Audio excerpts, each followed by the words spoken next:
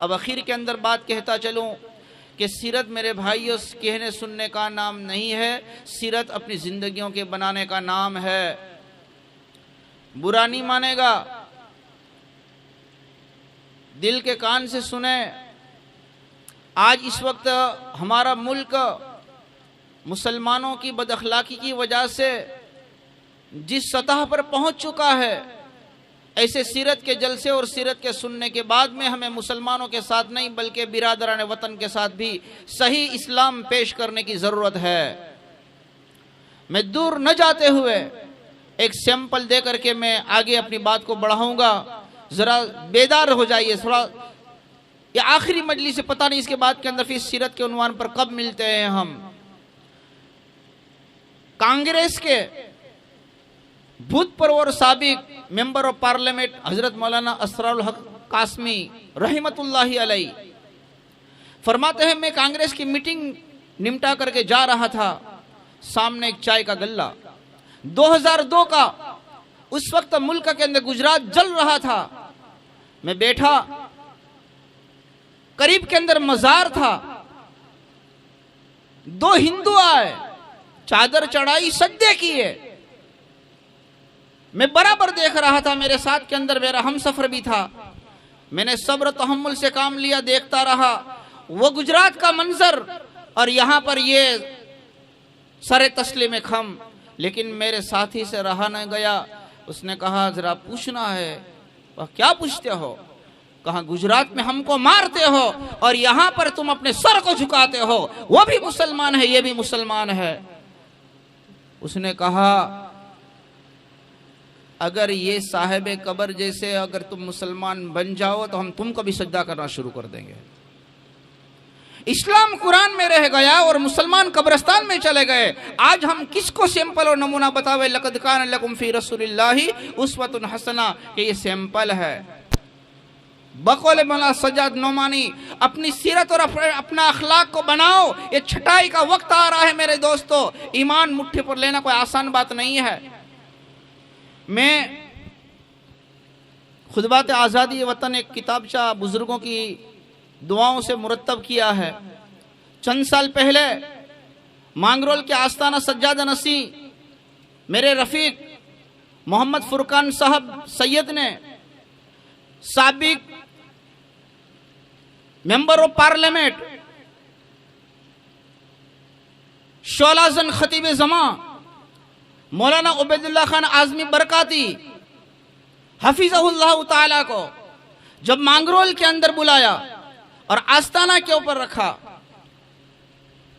جب مجھے میسیج ملے میں دوڑا وہاں پہنچا، پترکار یونس بخشاس ہاتھ میں تھے،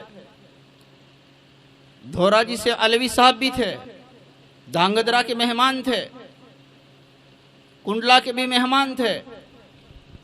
فرقان صاحب اپنی مسند سے کھڑے ہو کر کے مصافحہ کر کے تعارف کروایا، 2-4 سلام علیک سلگ ہونے کے بعد میں اپنی خطبات آزادی وطن میں نے ان کے سامنے پیش کی۔ حضرت میں نے آپ کے خطبات آزمے سے تھوڑی چوری کی ہے اور میں نے ان کی گود میں کتاب رکھ دی، صفحے الٹے، اور فرمایا کہ اس کے اندر میرا نام ہے۔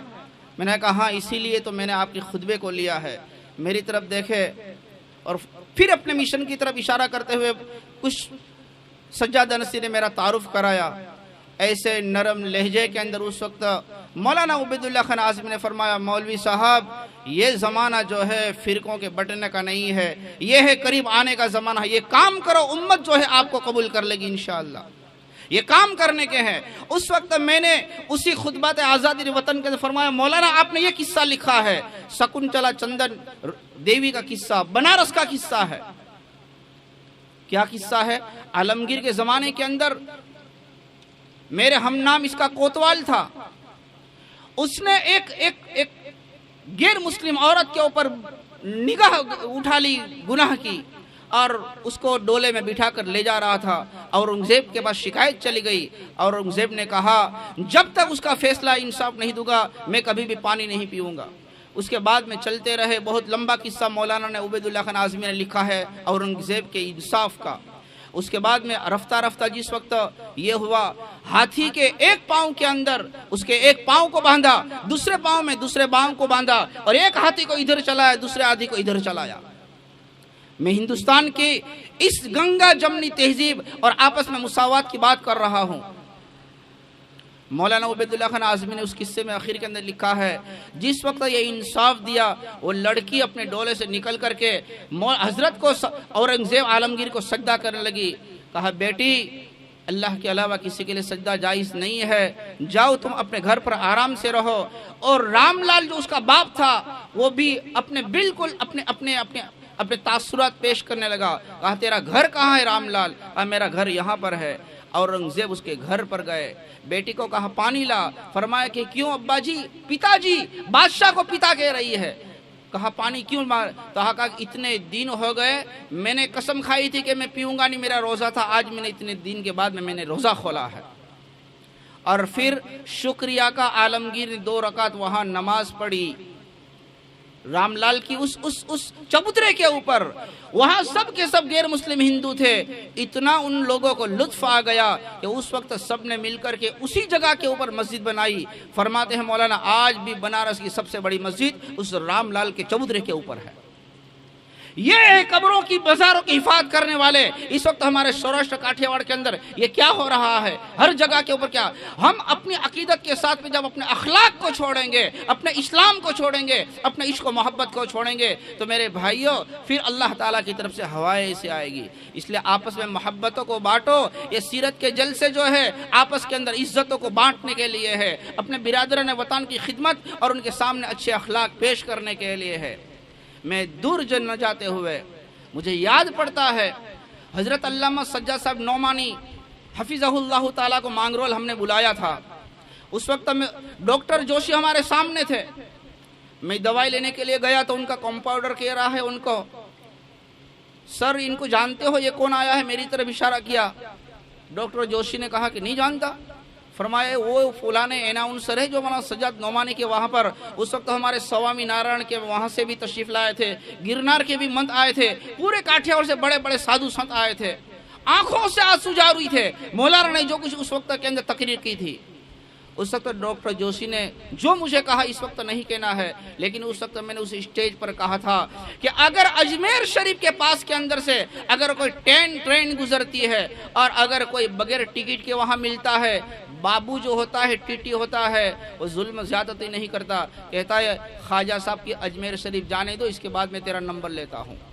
یہ اتنا ادب آج بھی مسافر اور جو ہے بڑے بڑے ہندو کرتے ہیں، غیر مسلم کرتے ہیں۔ یہ کیا وجہ ہے؟ میرے بھائیوں، اگر ہمارے اخلاق ایسے اللہ والوں جیسے بن جاوے، قرآن و سنت جیسے بن جاوے، رسول اللہ جیسے بن جاوے، تو آج بھی وہ ہماری قدر کرنے والے ہوتے ہیں۔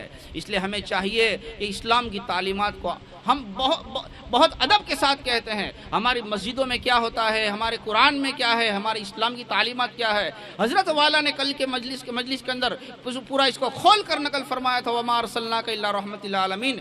پورے عالم کے اندر پیارے آقا جناب محمد رسول اللہ صلی اللہ علیہ وسلم کا صدقہ ہے۔ اس لیے ان سیرت کے اجلاس کو سن کر سنسری نہ کرو، اپنے اخلاق کو، زبان کو، جذبات کو کنٹرول میں کرو، ہر چھوٹے بڑے کا اکرام کرو، محبتوں کی ہواؤں کو عام کرو۔ اللہ تعالی ہمیں صحیح سمجھ نصیب فرماوے۔